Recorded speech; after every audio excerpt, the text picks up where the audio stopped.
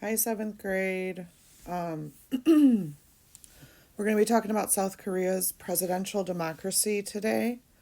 And as I'm going through this, I want you to be thinking about comparing and contrasting their presidential democracy with the United States presidential democracy because there are similarities and differences between them. Your assignment is going to be writing a paragraph identifying the differences and the similarities between the two democracies. So as I'm going through this, just please keep those two things in mind and how they are similar and different.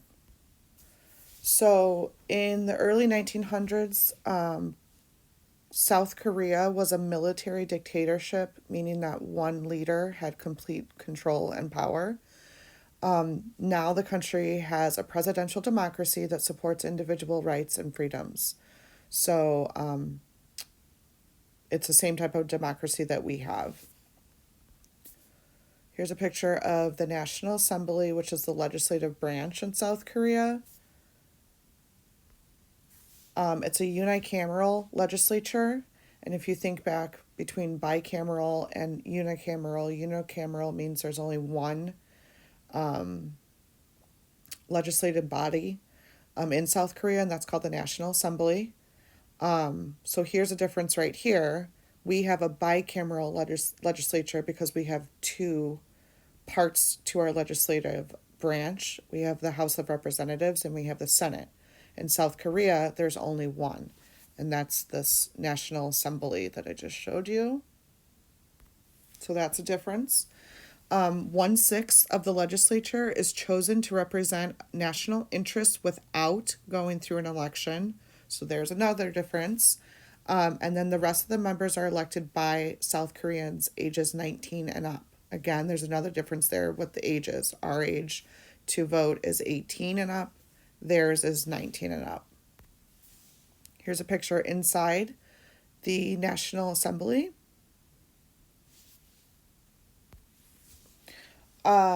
Today, South Korea is a presidential democracy. Citizens directly elect the president, just like we do in the United States, and the executive branch works independently of the legislative branch, just like in the United States. It's a separate branch of the government. South Koreans directly elect the president to serve as the head of state. Here comes another difference between South Korea and the United States. The president then appoints a prime minister.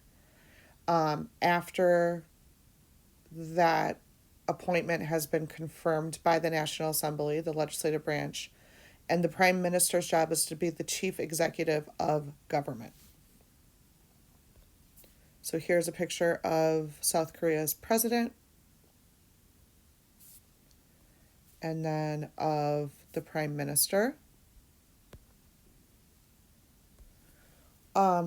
As far as the citizens go, every citizen over 19 years old are free to vote.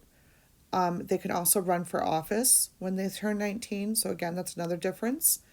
They have a lot more influence over the government today than they did when they were ruled over by a dictator.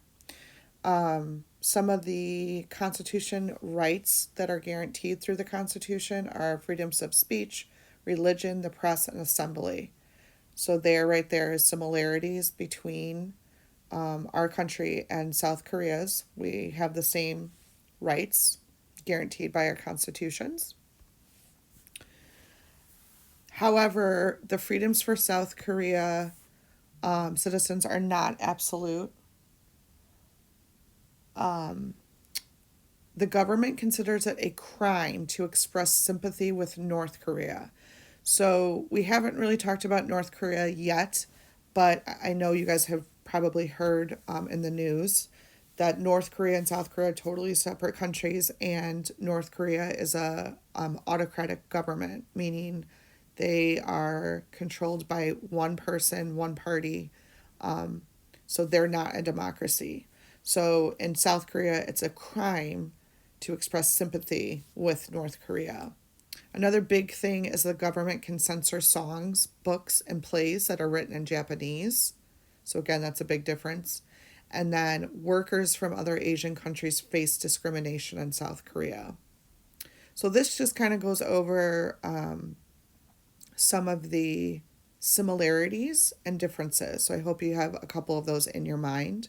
I've attached to this lesson for today a short 5-minute video going over the South Korean history of how they went from a military dictatorship to present day presidential democracy. It's a really interesting video of how that all came about.